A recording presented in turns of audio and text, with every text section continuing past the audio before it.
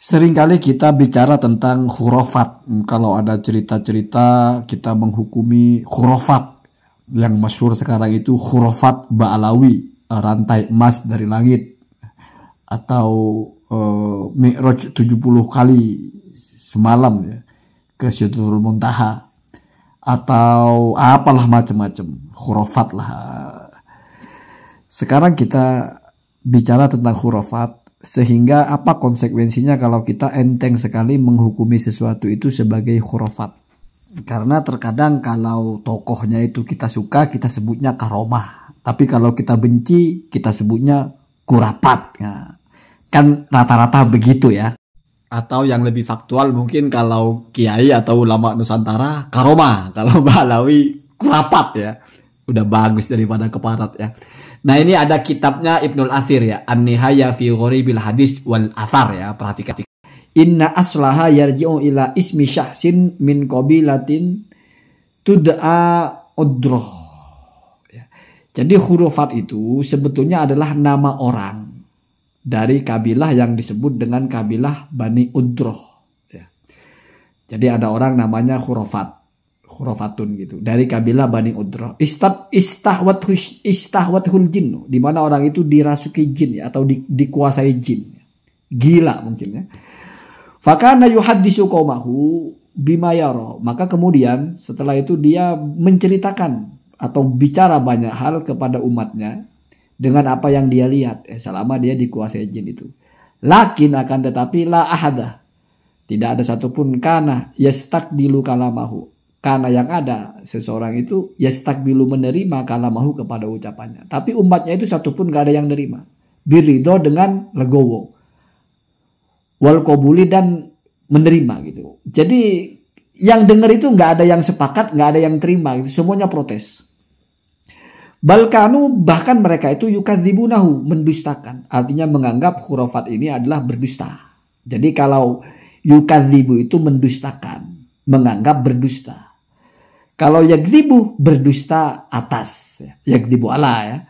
Jadi kadzaba ala nabi itu berdusta atas nama nabi, bukan mendustakan nabi. Tapi kalau kadzaban nabi itu mendustakan nabi, menganggap nabi sebagai pendusta. Nah, di sini yukadzibun, menganggap khurafat ini sebagai pendusta. Wa yaquluna, dan mereka berkata, wa hadza hadisu khurafatin, ini ucapan khurafat ya. Wa hiya hadisun mustamlahun kadzibun. Dan itu adalah ucapan, nah mustamlah ini adalah yang indah gitu ya, jamil lah, atau amazing ya, atau mengagumkan tetapi bohong. Jadi narasi yang mengagumkan tapi bohong itu khurafat. Nah, di sini ada 2 poin, Pak. Yang pertama adalah ketika kita menilai sesuatu sebagai khurafat, maka secara pasti kita mengatakan itu bohong. Kamu tahu bohong itu apa? Bohong itu adalah ihbaru syai'in ala khilafil waqi'. Mengabarkan sesuatu tidak sesuai fakta. Jadi misalnya kamu melihat ada Maman mengatakan, saya baru saja keliling dunia dalam waktu 1 menit. Kamu bilang, itu bohong. Di satu sisi itu adalah indah. Indah itu mengagumkan, amazing. Tapi di satu sisi itu bohong. Maka itu kamu sebut itu khurafat namanya. Bagaimana kamu bisa sah disebut khurafat? Ya, ketika kamu mau menyatakan itu bohong, kamu harus tahu pasti bahwa Maman tidak melakukan itu. Bukan hanya nggak masuk akal menurut kamu. Bukan hanya nggak mungkin menurut kamu lalu kamu anggap bohong. Kalau sesuatu yang tidak mungkin menurut kamu lalu kamu anggap bohong, ya mukjizat semuanya bohong. Semuanya khurafat itu. Karomah semuanya khurafat. Maka yang penting di sini adalah pastikan itu benar apa tidak. Lah sekarang kamu bisa nggak memastikan cerita itu benar apa enggak? Kan nggak bisa. Terus kalau nggak bisa kok enteng sekali bilang khurafat. Bagaimana caranya? Jadi ingat, kamu menuduh sesuatu, sebuah cerita sebagai khurafat, kamu di situ adalah menuduh itu bohong. Kalau mengerti ya, tapi kalau nggak ngerti ya repot kan. Jadi kalau kamu menyebut khurafat, berarti kamu menganggap itu cerita bagus tapi bohong. Berarti kamu menuduh itu bohong. Bagaimana kamu bisa tahu itu bohong? Kamu harus tahu faktanya seperti apa dan ceritanya tidak sama dengan fakta. Ini logika sederhana, nggak usah mantik-mantikan, sederhana saja. Kalau kamu menyatakan sesuatu bohong, kamu harus tahu aslinya apa. Maman mengatakan pergi ke pasar, Kamu mengatakan Maman itu bohong karena kamu tahu kenyataannya Maman tidak pergi ke pasar. Maman berkata dia keliling dunia 1 hari, lalu kamu bilang bohong, itu kamu harus tahu pasti bahwa pada 1 hari itu Maman nggak keliling dunia. Jadi kamu harus tahu pasti. Ya kalau tidak kamu nuduh orang bohong namanya. Jadi ingat, kamu mengatakan khurafat, berarti kamu menuduh orang itu berbohong. Ya kalau kamu menuduh orang berbohong, ya kamu harus pastikan. Jangan dituntut dia membuktikan keaslian, yang kamu yang nuduh kok. Kamu nuduh orang berbohong, kamu harus buktikan kalau dia berbohong. Kan gitu. Kenapa? Jadi ingat, talazum atau konsekuensi dari kamu mengucapkan itu khurafat, berarti kamu menuduh itu bohong. Ucapan itu mustamlahun tapi kadhibun. Itu ucapan amazing, keren, tapi itu bohong. Bagaimana caranya kamu bisa benar mengatakan itu bohong? Ya kamu harus buktikan tidak sesuai dengan aslinya. Sama dengan kamu bilang ini palsu, kamu harus tahu dulu yang asli yang mana. Dan kamu nggak tahu yang asli kok mengatakan palsu, lah lucu. Kamu nggak tahu juga kebenarannya bagaimana kok ngegas bohong, lah lucu kan? Itu logika sederhana Pak ya. Jadi untuk bisa diterima narasi kamu mengatakan sesuatu itu adalah bohong, kamu harus tahu bagaimana yang sebenarnya. Karena disebut bohong itu mesti di situ ada 2 hal. Yaitu apa yang kamu dengar beritanya. Yang kedua apa kejadian yang sebenarnya. Kalau kamu hanya tahu salah satunya, yaitu tahu beritanya tapi nggak tahu kepastiannya, terus kamu bilang bohong, itu berarti kamu melakukan satu pelanggaran dalam agama, yaitu mengatakan sesuatu yang kamu tidak ketahui. Salah satu dari tafsiran ayat wala taqfu ma laisa laka bihi ilmun, artinya adalah jangan mengucapkan sesuatu yang kamu tidak tahu.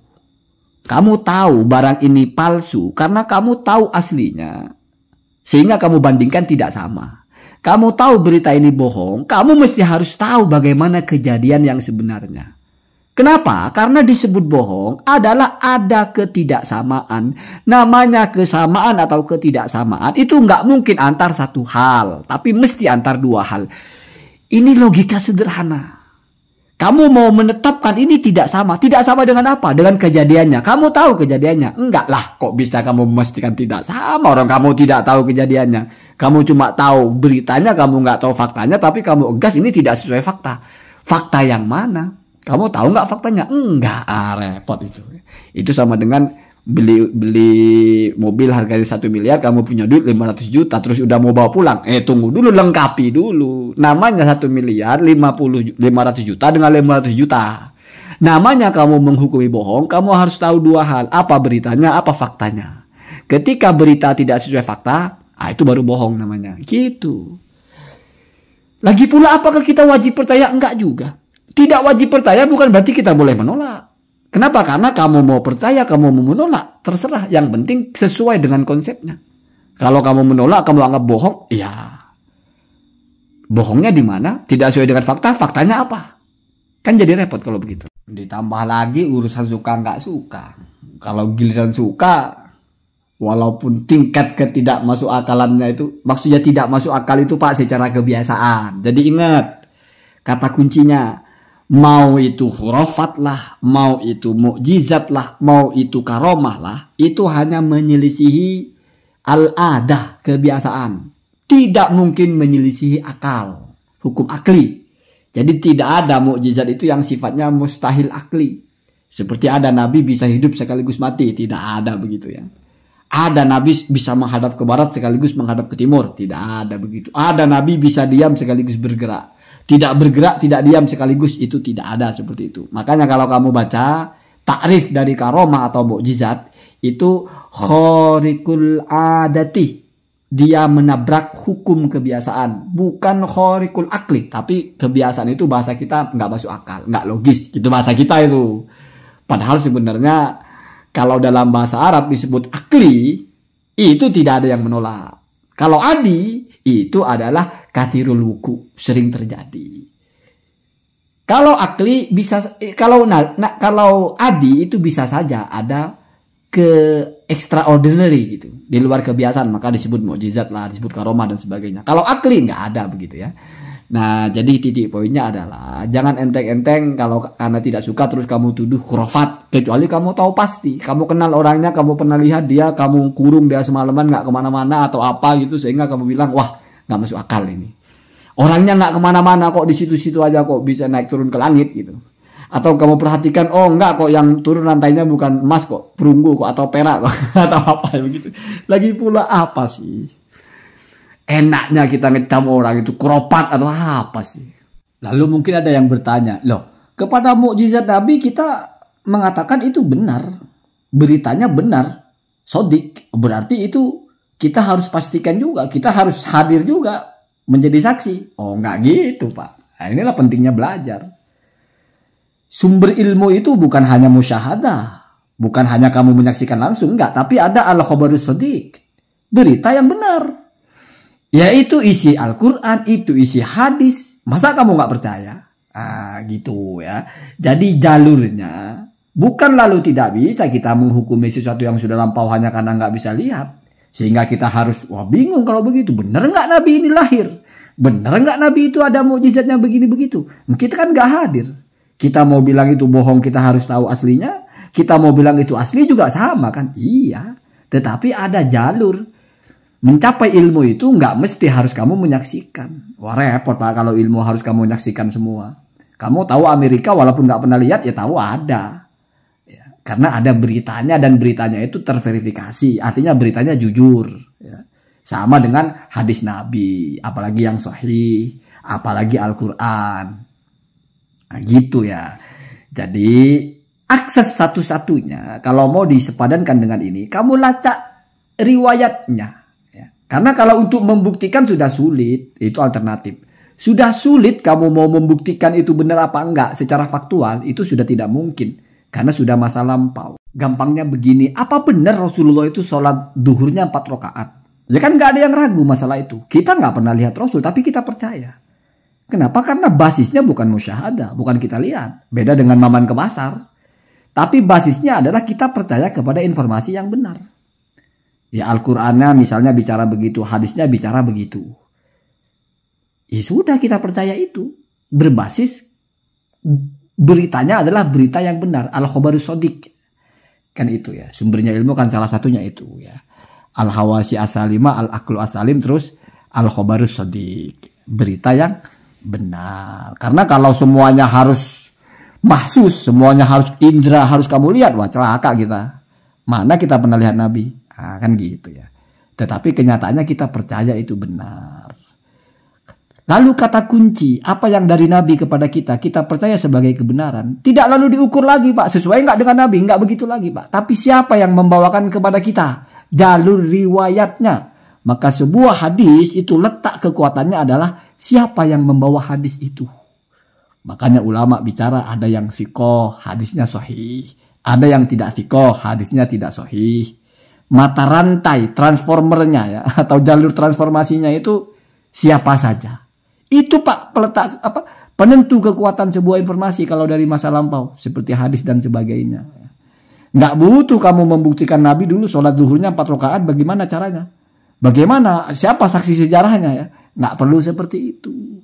Ya, begitu juga tentang karomah atau apa gitu ya. Gimana kamu mau membuktikan? Oke, misalnya kamu percaya terus membuktikan itu benarnya gimana? Ya kita lihat siapa yang menyampaikan. Ya, walaupun kalau manakib atau siroh itu tidak seketat hukum ya. Itu ada itu. Jadi ada tasahul ulama itu kalau bicara manakib itu yang penting misalnya sumbernya Ibnu Hajar itu yang sudah qauluhu hujjatun, sudah terkenal sebagai orang yang hati-hati, terkenal sebagai ulama yang dirujuk, maka ucapannya itu diterima. Walaupun kita tidak tahu pasti Ibnu Hajar ini dari mana jalurnya, itu ada begitu ya. Ada Al-Luqnawi kalau tidak salah membahas itu. Ya, kalau manakib itu kan karomah itu masuk ke bab manakib toh. Manakib itu kan biografi, termasuk cerita-cerita uniknya lah bahasanya ya. Gitu. Ya, jadi nggak mesti kita hadir di situ untuk percaya. Ada jalur alternatifnya. Ya, begitu ya. Allahumma hadina hadis